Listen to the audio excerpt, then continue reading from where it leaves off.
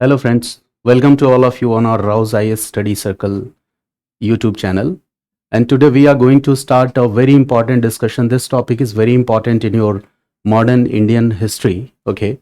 And this topic which I am going to discuss today, okay, I will be discussing the very essence of this topic with you, okay? And by having understanding over this essence of this topic, it will be helpful for you in your self-study also. So I hope you all are familiar with this topic, that is socio-religious reforms in 19th century. This is one of the most important topic, okay, for UPSC prelims point of view as well as mains, right? Plus it also gives you a very good understanding about the Indian society and the concerns, the challenges which were faced in Indian society. Okay, so today we are going to discuss this topic, right? So first I will start with this, that when we discuss that this is 19th century socio-religious reforms, so this is not the first time that in India socio-religious reforms were started. Okay, the history of socio-religious reforms in India, okay, starts from ancient time. It has its ancient origin.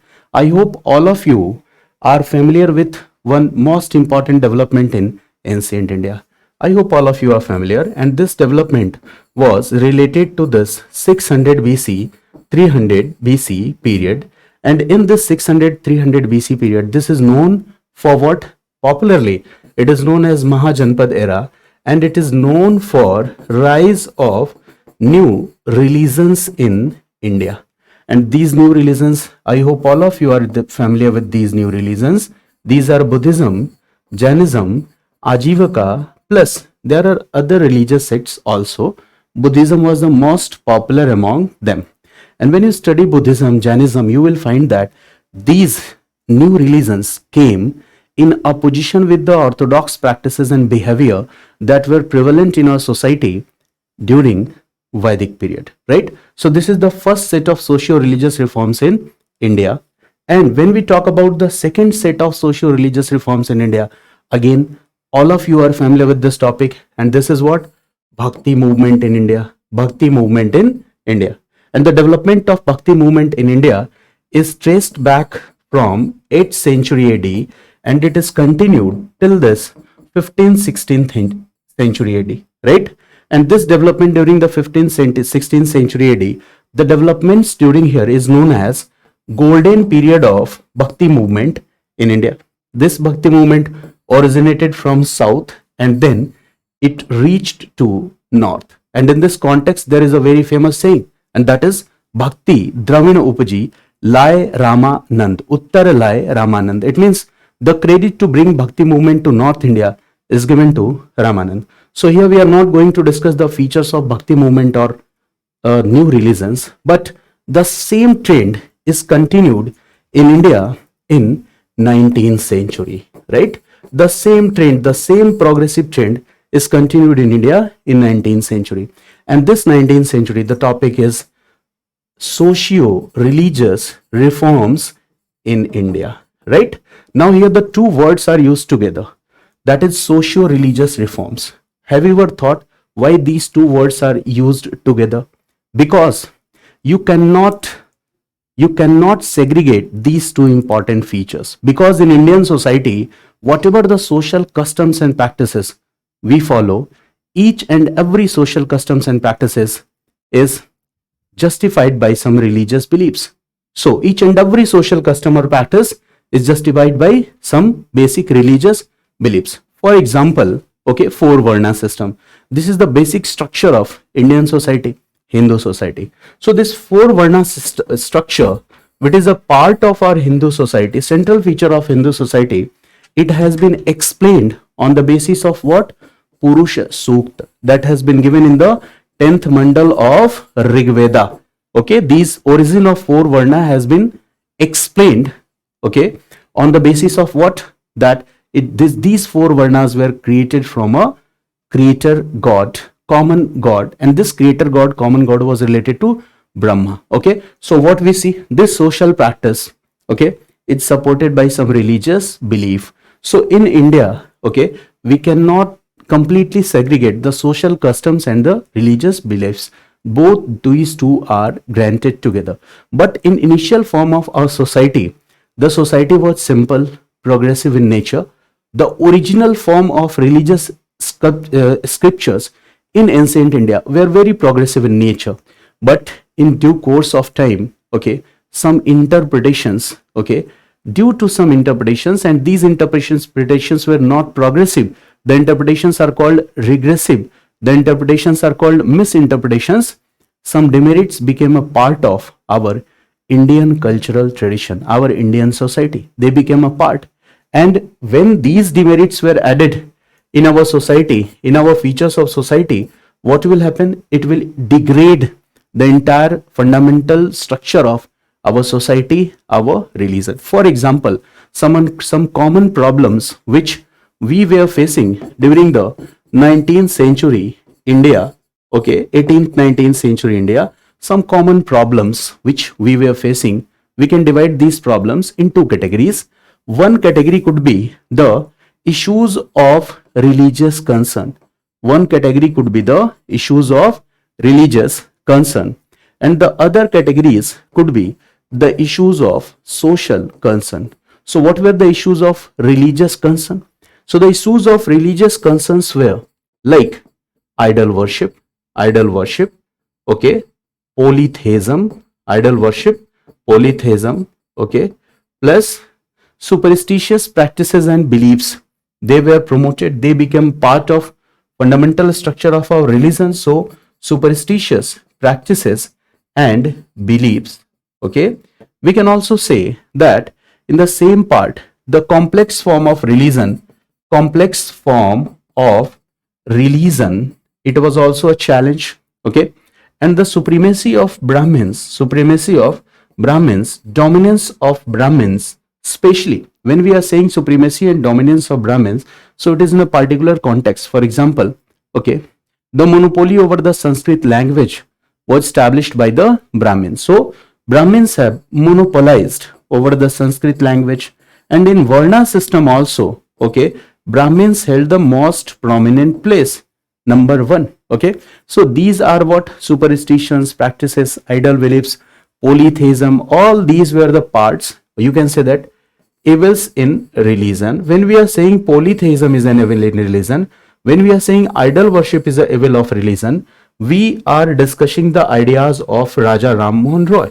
I will explain that how Raja Ram Mohan Roy explained that idol worship and polytheism, okay, they are just a challenge before the Indian society. I will discuss it now. These are the simple problems that our religion was facing. Now, when we enter into the society, what were the important challenges?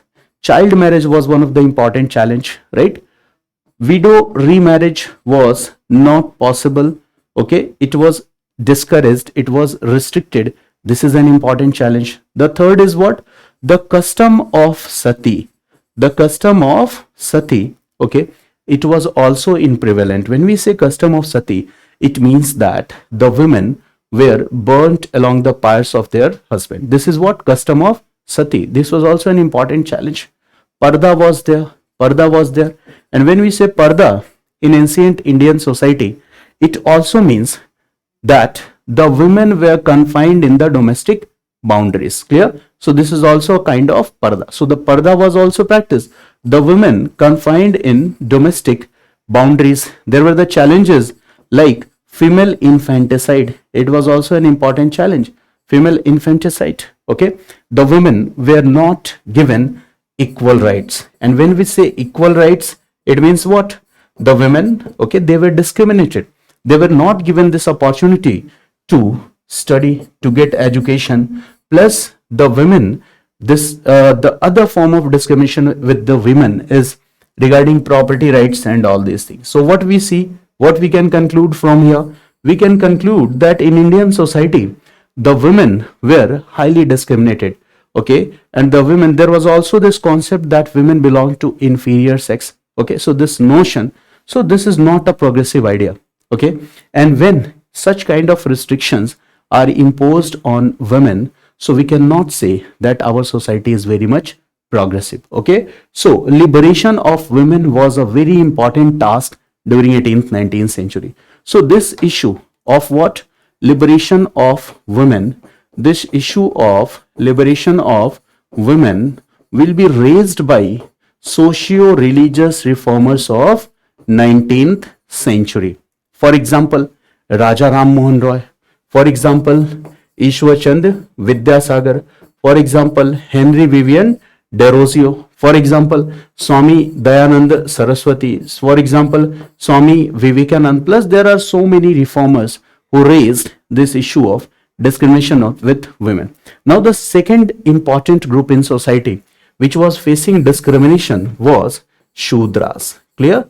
Because they were considered as untouchables in society. They were considered as untouchables in society. The second important point is that, okay, they were not getting equal rights to education, equal rights of education, plus they were not allowed to read Sanskrit. Okay, I will discuss with you a topic, that is Ishwar Chand Vidyasagar. He was the principal of a Sanskrit college, and what he did, he promoted that, he encouraged the students from this Shudra community also to come and get the Sanskrit education, and he also encouraged women to get education. Clear? So this was another form of discrimination. The people are divided, okay, and they are being discriminated. So definitely, if in Indian society the women are discriminated and the Shudras are discriminated, plus other forms of, you can say that other forms of challenges were also present. For example, Hindus and Muslims. Clear? So a sense of enmity among Hindus and Muslims. This was not universal. Clear? This was not universal, but still there was the scope for the promotion of Hindu-Muslim unity in the society, right? So if the women will get the right, if the Shudras will be empowered, okay, if in this society, if the unity will be promoted, in the society, what will happen as a result? Clear? As a result, the sense of oneness among the people will increase, and this sense of oneness will further promote what? The sense of nationalism. Clear? So the socio-religious reformers, okay, the socio-religious reformers will try to address all social and religious evils, that were a part of this 18th 19th century society. Clear? But the ultimate objective behind addressing these socio-religious evils was to promote what? Growth of nationalism. To promote this growth of nationalism. This was the most important objective. This was the ultimate objective. Is it clear? You are trying to solve the challenges, but at the same time, you are trying to promote growth of nationalism. And why it was needed in Indian society? Because at this time, just after 1757, this is 18th century. This is second half of 18th century or second half of 18th century. So we see from 1757 to 1947, there was British rule in India. And 1858 is the time period, clear, when direct British rule in India was established, and here East India Company was ruling. So we can say that this entire phase was a colonial phase. And in this colonial phase, clear, the discrimination, okay, the different, you can say that in colonies, in the structure of this colonialism, what will happen? Okay, the British people, the British administrators, indirectly the British, they were promoting discrimination with the Indian people. Okay, colonial discrimination, different forms of colonial discrimination were done with Indian people. So this was the need of the time. 19th century is the need of the time when Indians need to be united against this colonial structure. And if you want to get united against this colonial structure, so in order to get unite, what is the most important thing? The most important thing is that in order to get united, first you will have to maintain this structure of social unity. You will have to promote this social unity, and this social unity will be promoted only when the unity among the people will be increased. For example, this discrimination based structure will end. Clear? This caste based discrimination will end. So in order to promote unity in Indian society, the socio-religious reforms addressed various issues of socio-religious concerns in 19th century. Okay, so this is one of the most important point. Clear? So if the socio-religious reformers, okay, will discard any social level, at the same time you will have to discard what? The religious interpretation, misinterpretation that was supporting that social level. So the task was not easy, because the nature of the society in 19th century and the nature of the society in 20th century has changed a lot. Okay, so the socio-religious reformers had to face a lot of difficulties in fighting with these social challenges, these religious challenges that were a part of Indian society. For example, this is just an example. For example, if we talk about this evil is what? Custom of sati. It was practiced in Indian society. Now just imagine, okay, that if you are a socio-religious reformer and you are opposing what? Custom of sati that is practiced in Indian society, that is practiced in Indian society, what will be the consequences? The first important thing, this custom of sati was supported by religious beliefs or notions. This custom of sati was supported by religious beliefs or notions, right? What is that religious belief or notion? What is that religious belief or notion which we are talking about here? Okay, so this is not the teaching of the Veda or Upanishad. This religious belief or notions which we are going to discuss is basically misinterpretations. This is what? Misinterpretations. And what was the belief? The belief was that, first let's understand what was the custom of sati. Custom of sati means burning the wife, women. Okay, if husband had died, so burning the wife or the women on the pyre of her husband, burning the women on the pyre of her husband alive. Okay, and when this custom of sati was performed, this woman will be considered as goddess. Now what is the most important thing here is that until this woman is alive, you are not treating that woman with respect. Clear? For example, if the husband died and if the widow decides to live the life of a widow, okay, if the woman decides not to be sati and decides to be what? Live a life of widow, then the life of the widow was very much miserable.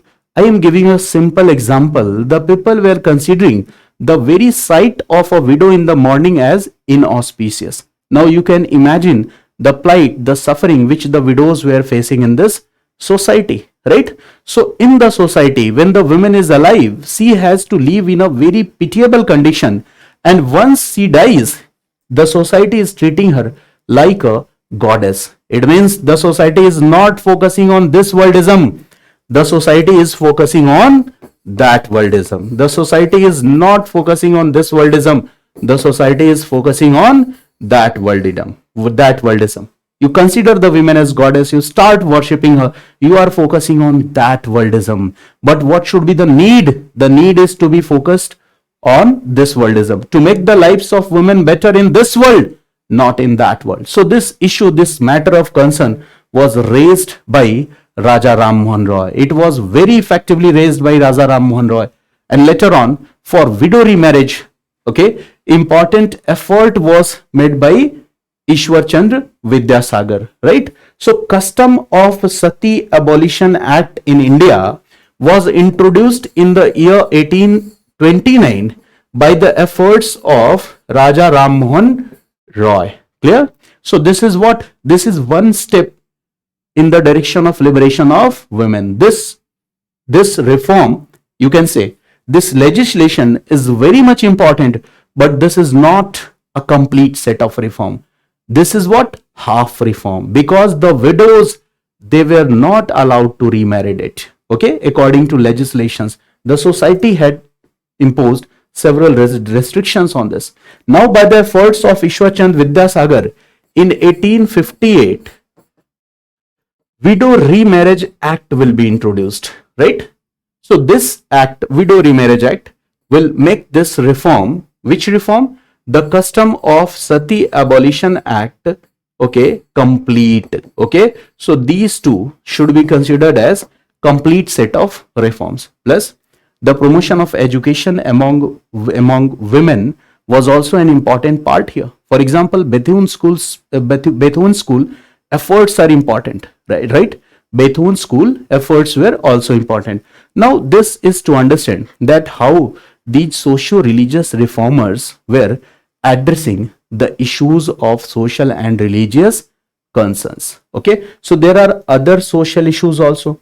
There are other religious issues also. Okay, so individual efforts were made. Individual efforts were made by these socio-religious reformers. There are organizations also. There are organizations also to address the issues of socio-religious reform, right?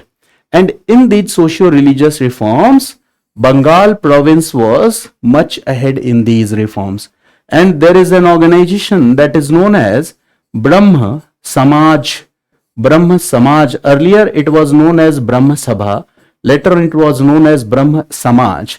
Then there were splits in this organization. Okay, so the role of this organization, Brahma Sabha, Brahma Samaj, Adi Brahma Samaj, Sadharana Brahma Samaj, okay, this is very important. The role is very important in addressing the issues of socio-religious reforms in Bengal. Okay, and the extension of Brahma Samaj activities in Bombay also. There was the extension of Brahma Samaj activities in South India also. Okay, so in Bombay, the extension was in the form of Prarthana Samaj. In South India, okay, Kandukari Veer Salingam, okay, he just promoted the ideals of Brahma Samaj in South India. So this movement was a large scale movement. It addressed each and every minute aspect of our Indian society. The aspects of the challenges that the women were facing, the challenges which the lower class Varnas were facing, clear?